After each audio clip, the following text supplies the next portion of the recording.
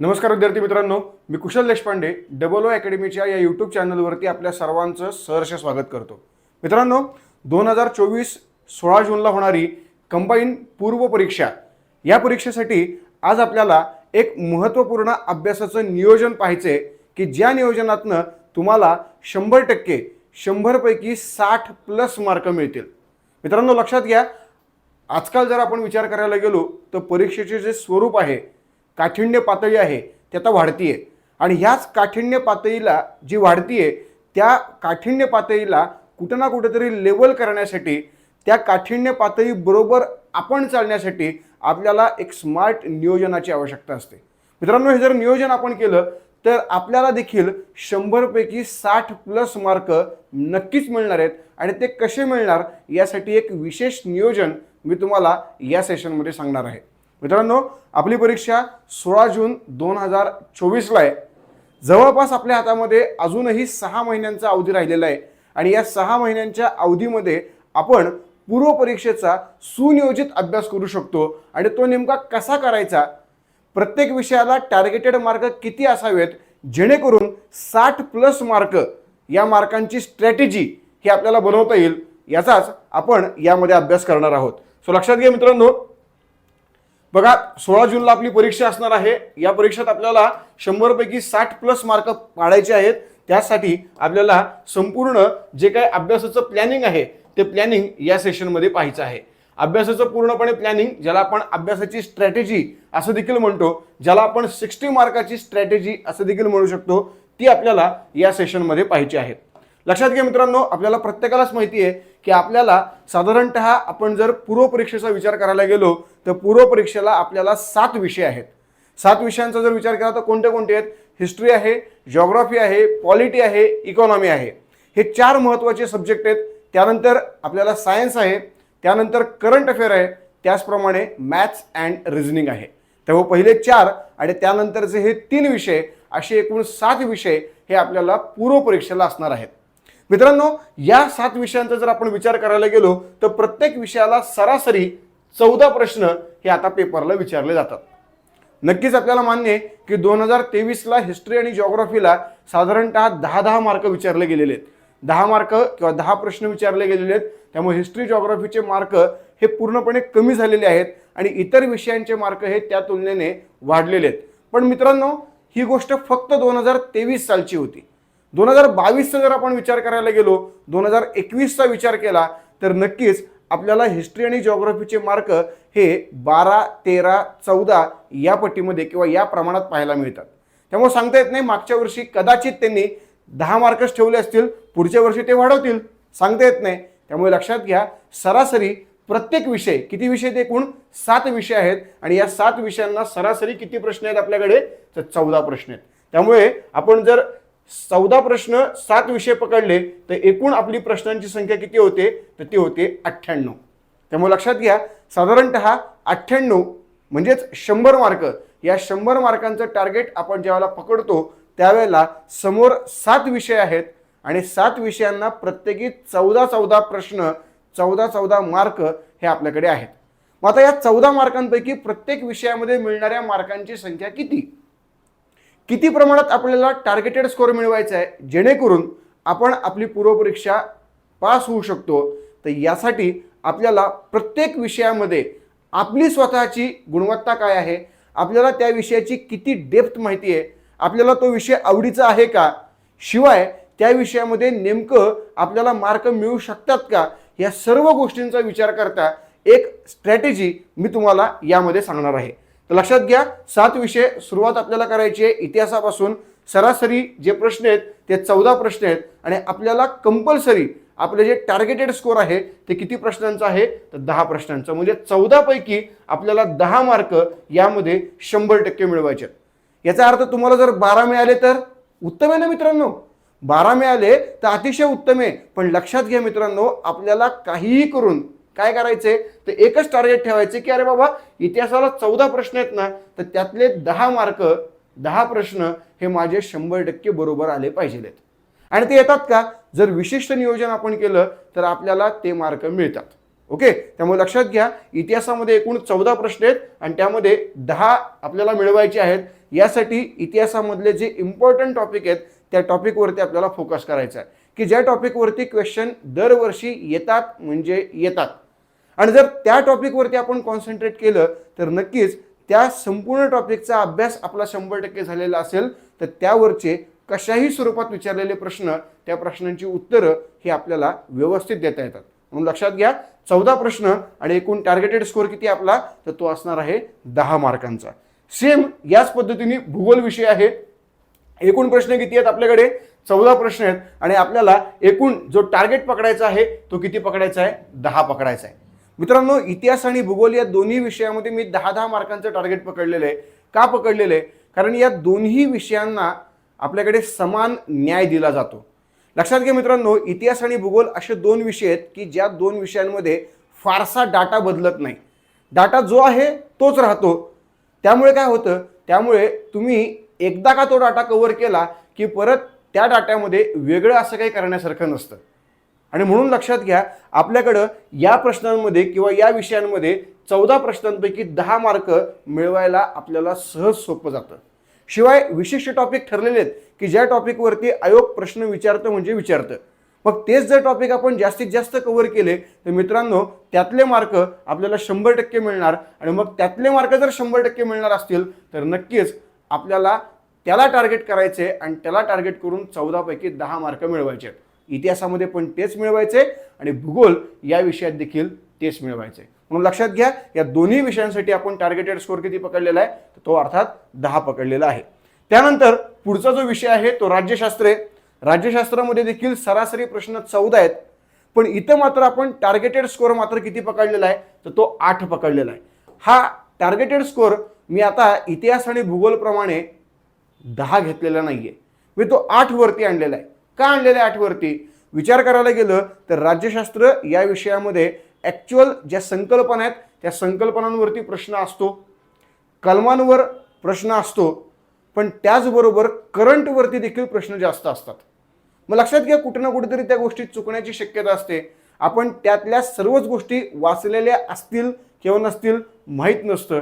म्हणून कुठे ना कुठेतरी आपल्याला यामध्ये काही प्रमाणामध्ये मार्क कमी येण्याची शक्यता असते. मी हे सर्व काही नॉर्मल विद्यार्थ्यांसाठी बोलतोय. जर तुम्ही म्हणला की नाही रे, मला राज्यशास्त्रामध्ये व्यवस्थित मार्क मिळतील पण इतिहास थोडा अवघड जातोय, हरकत नाही ना. शेवटी बघा, ओव्हरऑल स्कोअर तर तुमचा एकच येणार आहे. कधी इकडं कमी येईल, इकडे जास्त येईल, किंवा इकडं कमी येईल, इकडे जास्त येईल. म्हणजे एखाद्या व्यक्तीला इतिहास खूप जास्त आवडतोय पण त्याला राज्यशास्त्र बिलकुलच आवडत नाही. मग इतिहास खूप आवडतोय त्यामुळे त्याला इतिहासाला कदाचित 12 मार्क मिळतील आणि राज्यशास्त्रामध्ये त्याला 6च मार्क मिळतील, सांगता येत नाही. पण एक जो ओव्हरऑल स्कोअर आहे आपला तो मात्र एका समान लेवलवरती आपल्याला पाहायला मिळतो. मग तो पाहायला मिळावा यासाठी प्रत्येक विषयाचं एक टार्गेट आपल्याकडे असणं गरजेचं आहे. आणि ते टार्गेट ऑन एन ॲव्हरेज प्रत्येक मुलासाठी काय असावं हे जस्ट सांगण्याचा मी प्रयत्न करतोय. याच्यामध्ये काही प्रमाणात बदल तुम्ही तुमच्या आवडीनुसार नक्कीच करू शकतात. तुम्ही तुमच्या संकल्पना क्लॅरिटीनुसार नक्कीच करू शकतात. ओके, त्यामुळे लक्षात घ्या, राज्यशास्त्र या विषयामध्ये 14 प्रश्न आहेत. आपला टार्गेटेड स्कोअर किती आहे, 8 आहे. ओके, त्यानंतर पुढचा जो आपला महत्त्वाचा विषय आहे तो अर्थशास्त्र आहे. विचार करायला गेलं तर सर्वात अवघड विषय, प्रचंड प्रमाणात संकल्पना आहेत. अनेक मुलांना हा विषय जड जातो. पण मित्रांनो, एकदा का आपण संकल्पना क्लिअर केल्या तर याच्यासारखा सोपा विषय दुसरा कोणताच नाही. पण या अर्थशास्त्रामध्ये तुम्हाला 2 प्रकारचे क्वेश्चन येत असतात. आता ते 2 प्रकारचे क्वेश्चन कोणते, तर एक असतो तो संकल्पनेवर आधारित, ओके, कॉन्सेप्ट बेसिसवरती, आणि दुसरा जो असतो तो असतो स्टॅटिस्टिकल म्हणजे सांख्यिकीय. कुठला आहे, सांख्यिकीय. त्यामुळे लक्षात घ्या, 2 प्रकारचे प्रश्न तुम्हाला अर्थशास्त्रावरती येतात. मग संकल्पनांवर आधारित विचारलेले जे प्रश्न आहेत ते प्रश्न काहीसे सोपे असतात, कारण तुमची संकल्पना जर क्लिअर असेल तर तुमचं उत्तर 100% बरोबर येतं. पण जर त्या ठिकाणी सांख्यिकीय डाटा, स्टॅटिस्टिकल डाटा याच्यावरती प्रश्न असतील तर मात्र कुठेतरी प्रॉब्लेम येण्याची शक्यता असते. कुठेतरी काय होतं की आपण तो डाटा वाचलेला असतो नसतो माहीत नाही. तो डाटा आपण वाचलेला असतो समजा करंटमधला 2020 ते 23 मधला, पण ते विचारता 2015-18 मधला. मग कुठेतरी प्रॉब्लेम यायला सुरुवात होत आहे. आणि म्हणून इकॉनॉमी हा विषय तसा विचार करायला गेलं तर खूप सोपा आहे, पण आपण प्रत्येकच विद्यार्थ्याचा जर विचार करायला गेलो तर त्या विद्यार्थ्यांनुसार आपल्याला 14 प्रश्न जर समजा सरासरी येत असतील तर 7 मार्कांचं टार्गेट त्यात पकडायचे. आपण डायरेक्ट 50% खाली आलेलो आहोत. हे मी सर्वसामान्य प्रत्येक व्यक्तीबाबत बोलतोय बरं का. म्हणजे तुम्हाला यदाकदाचित एखाद्या विषयामध्ये कमी मार्क आले तर ते नक्कीच 7 पेक्षा कमी बिलकुल येणार नाहीयेत. त्यामुळे इतके कमी मार्क घेऊन देखील आपण प्री परीक्षा पास होऊ शकतो का? तर येस, होऊ शकतो. म्हणून लक्षात घ्या की ज्यावेळेला तुम्ही तुमचा अभ्यास करतात कंबाईनच्या प्रीचा अभ्यास करतात त्यावेळेला मोस्ट ऑफ द मुलं कंबाईनची प्री परीक्षा पासच होऊ शकत नाहीत. म्हणजे का नाही होऊ शकत? याचं कारण त्यांना सगळ्यातलं सगळं करायचं असतं. त्यांना असं वाटतं की मला सगळ्यातलं सगळं येतंय आणि सगळ्यातलं सगळं मला करायचंय. पण मित्रांनो, सगळ्यातलं सगळं सगळ्यांनाच येत नाही. कुठं ना कुठेतरी काही ना काहीतरी विषय आपले कमजोर असतात. मग जे कमजोर आहे ना त्याला कमजोर ठेवा, हरकत नाही, काहीच प्रॉब्लेम नाही. पण जे परफेक्ट आहे ना त्याला सुपिरियर करा. त्याला इतकं सुपिरियर करा की त्याच्यावरती आलेले प्रश्न तुम्हाला 100% मार्क देऊन जाणार आहेत. आणि यामुळे काय होणार आहे की तुम्ही 14 पैकी 7 मार्कांचं टार्गेट पकडलं तर नक्कीच तुम्हाला 7 मार्क पडतील, पण 7 पेक्षा खाली तुम्ही जाणार नाहीत.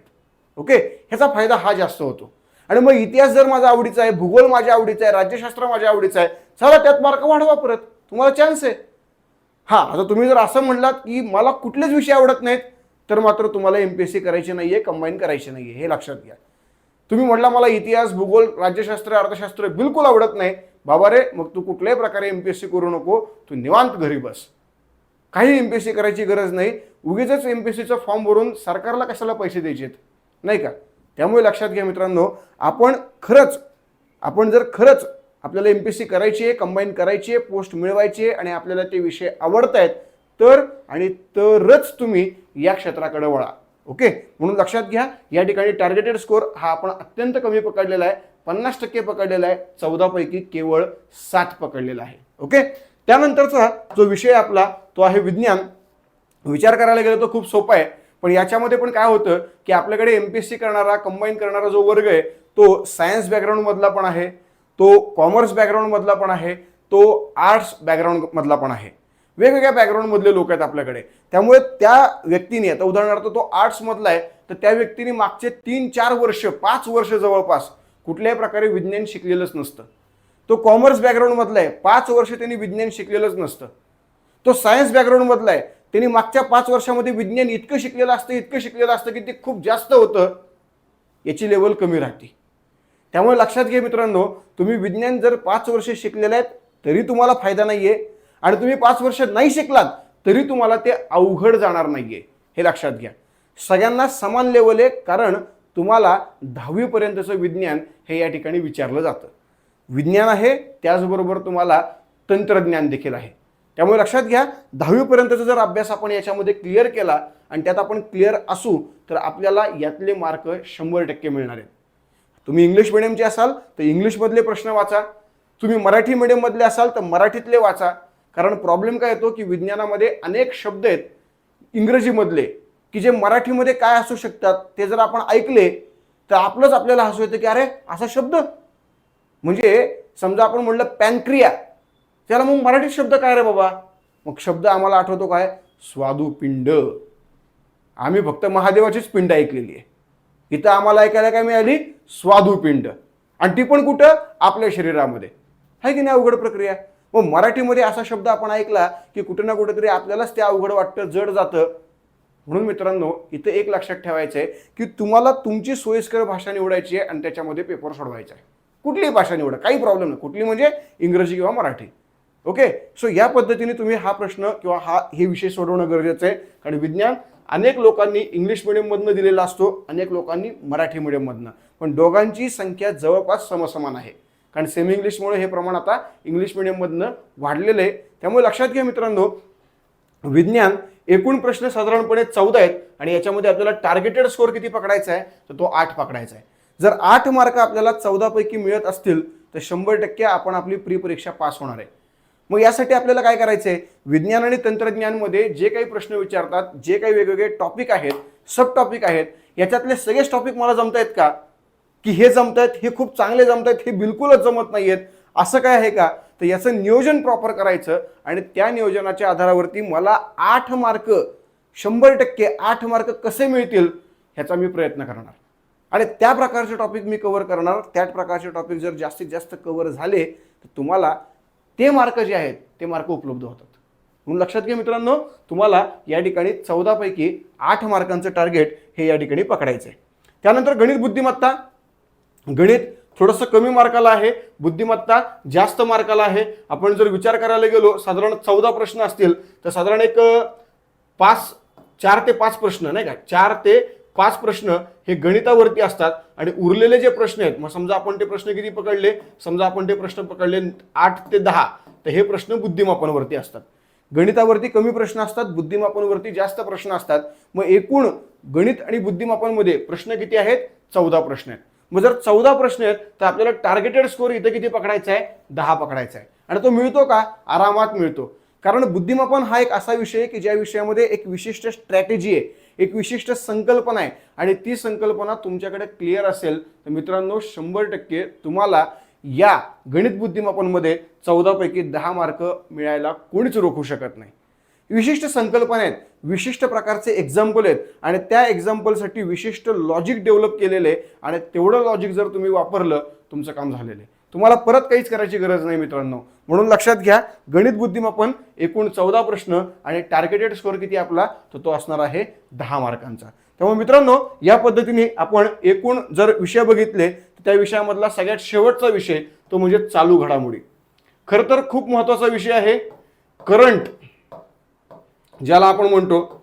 खरं तर एमपीएससी पूर्णपणे करंट बेसिसवरतीच आहे असं आपण अनेकदा ऐकलेलं आहे.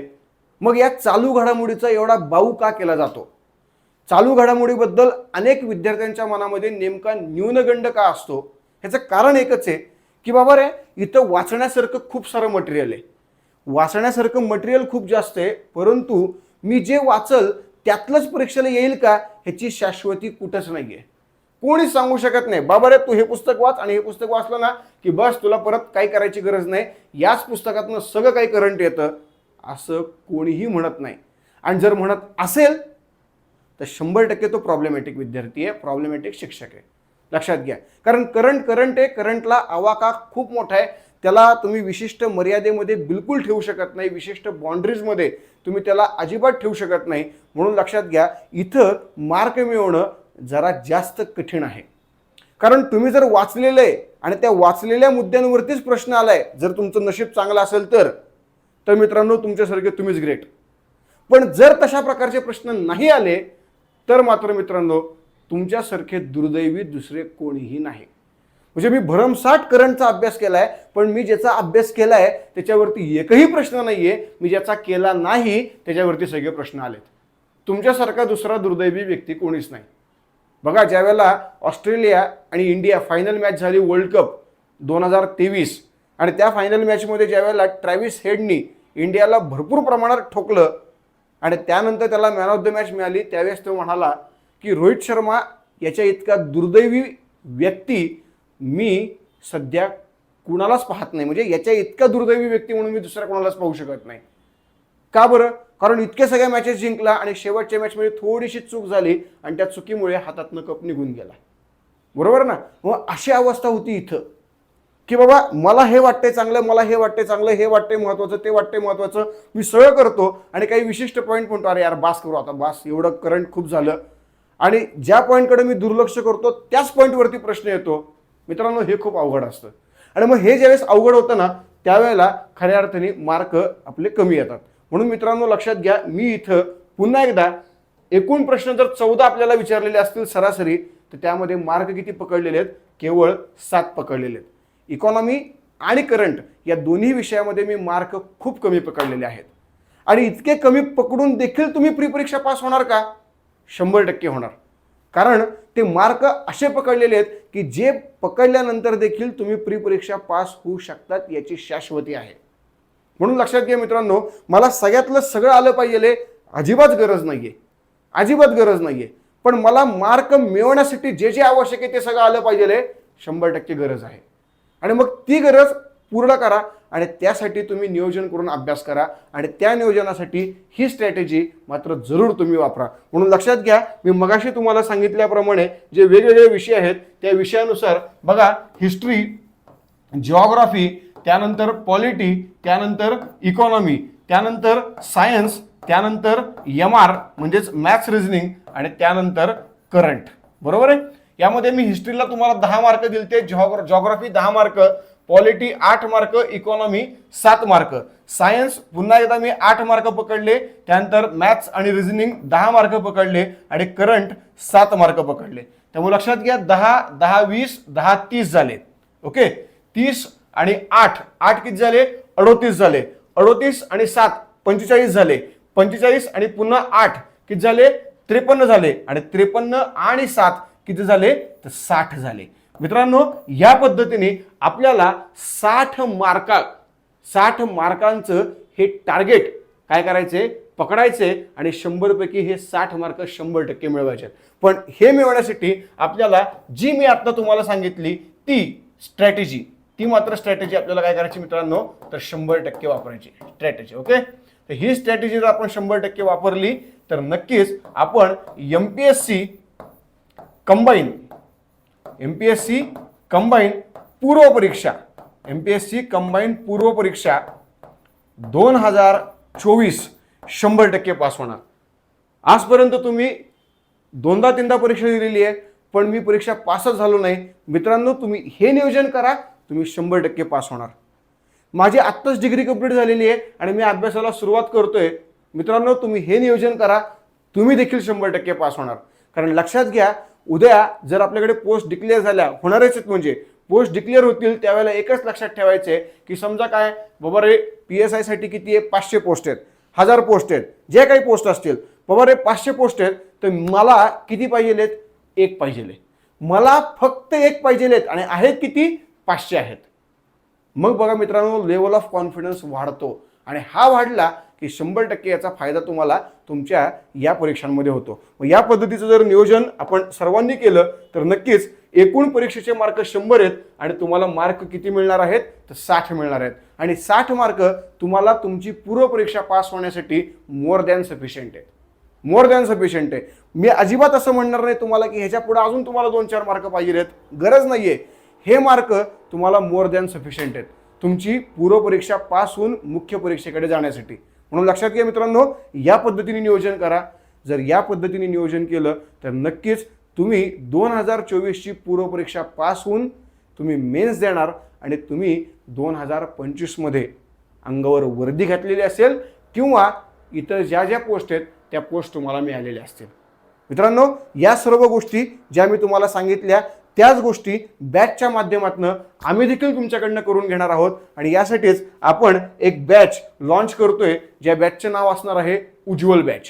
मित्रांनो, MPSC संयुक्त पूर्व आणि मुख्य परीक्षा 2024 गट ब गट क, तर या परीक्षेसाठीची ही आपली ऑनलाईन रेकॉर्डेड बॅच असणार आहे. या बॅचमध्ये तुम्हाला तुमच्या घरी राहून ही बॅच करता येणार आहे. शिवाय तुम्हाला यामध्ये सगळ्यात महत्त्वाची गोष्ट उपलब्ध करून दिलेली आहे ती म्हणजे स्पेशल मेंटरशिप. आता तुम्ही म्हणाल मेंटरशिप म्हणजे काय? तर लक्षात घ्या मित्रांनो, मेंटरशिप याचा अर्थ एखादा टॉपिक, एखादा विषय तुम्हाला जर क्लिअर नसेल तर तुम्हाला त्याबाबत 100% क्लॅरिटी हे आमच्याकडनं मिळणार आहे. यासाठी तुम्ही आम्हाला कॉल करू शकतात, यासाठी तुम्ही पर्सनली पुण्यामध्ये येऊन आम्हाला भेटू शकतात. तुम्हाला वेगवेगळ्या प्रकारे वेगवेगळ्या पद्धतीने मेंटरिंग त्यामध्ये केलं जाईल आणि या सगळ्या प्रकारच्या गोष्टी आपण तुम्हाला उपलब्ध करून देतोय. आपली ही जी बॅच आहे ही बॅच 12 डिसेंबर 2023 पासून चालू होणार आहे आणि यासाठी आपण प्रत्येकाने जास्तीत जास्त प्रमाणामध्ये आपला इंटरेस्ट, आपला सहभाग हा नोंदवावा. त्याचप्रमाणे आपल्याला जर आवडत असेल तर नक्कीच आपण इतरांनाही सांगावं. तुम्हाला गॅरंटी सांगतो, तुम्ही जर आमच्याकडे आलात तर तुम्ही 100% पूर्व आणि मुख्य परीक्षा पास होणार. कारण मित्रांनो, पुण्यातली, मी असं म्हणणार नाही की सगळ्यात बेस्ट टीम, पण पुण्यातली सर्वोत्तम टीम ही आमच्याकडे आहे आणि आम्ही ती तुम्हाला ऑनलाईन पद्धतीने उपलब्ध करणार आहोत आणि तीही अत्यंत माफक दरामध्ये. घरी बसून अनलिमिटेड वॉच टाईममध्ये तुम्ही या सर्व प्रकारचे लेक्चर्स ऐकू शकतात, कितीही वेळा पाहू शकतात, म्हणजेच अनलिमिटेड वॉच टाईम. यामुळे मित्रांनो नक्कीच तुम्ही या गोष्टी लवकरात लवकर तुम्ही त्याचे ॲडमिशन घ्या, तुम्ही त्या गोष्टी स्वीकारा, जेणेकरून तुम्हाला फायदा होईल आणि 2024 ही तुमची पूर्णपणे परीक्षा यशस्वी होऊन 2025 तुमच्या अंगावर वर्दी किंवा तुम्हाला पोस्ट ही नक्कीच उपलब्ध झालेली असेल. सो मित्रांनो धन्यवाद. पुढे भेटूया पुढच्या व्हिडिओमध्ये.